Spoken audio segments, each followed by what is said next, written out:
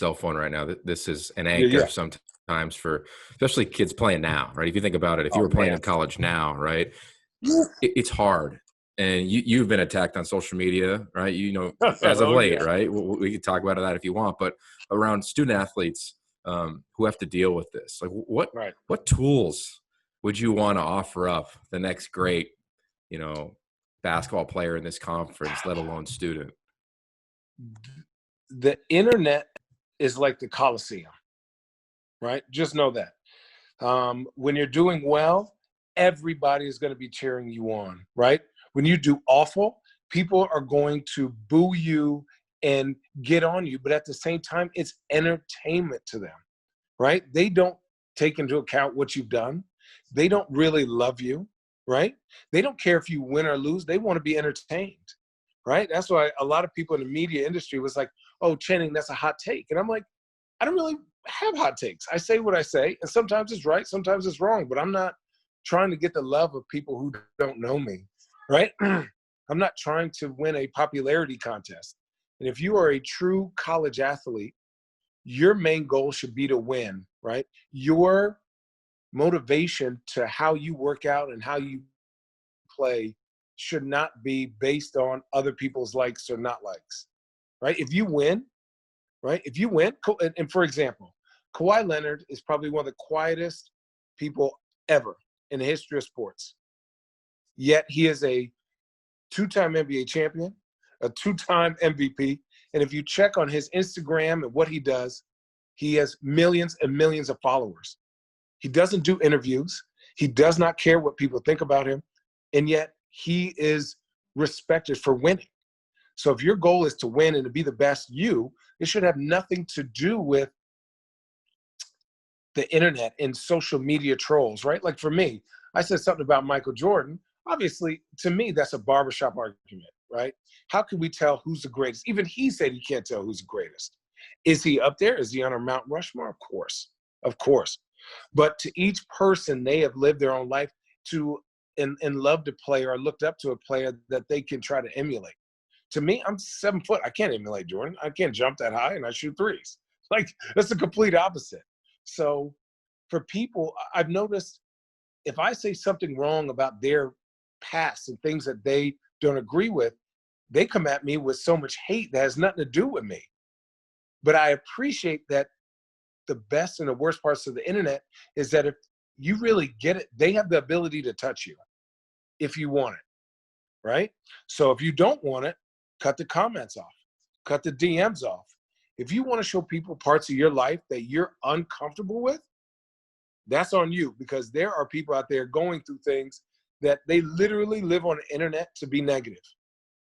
They literally live on the internet to get a rile out of you, to see if I cuss him out or say something about his mom or dad or his girlfriend or his baby, is he going to respond back to me? Because I met somebody on internet who was talking crap to me, and I met them in person. They go, dude, I'm sorry. Like, I just did it to get a rise out of you.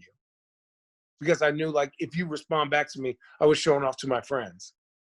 You know what I'm saying? Like, you can't, the internet is an amazing, awesome place, but it is also a savage jungle that if you're not ready for, if you take yourself too seriously, it's going to hurt your feelings and put you in a dark place. Curious for you, obviously, dealing with mental health stuff and finding your voice and understanding the voices inside your head and going through everything that you've been through. It's one thing for you to come out on the other side and feel like, okay, this is my process. This is how I see things. This is how I see the world. This is where I'm at. But for you to decide and want to be open and share all of that publicly, you and Kevin Love have done some stuff together that I've loved. You've been, you're vocal about Right. just sort of mental health in general. Why was that important to you to kind of have this, vulnerability to the public about where you are with mental health as well?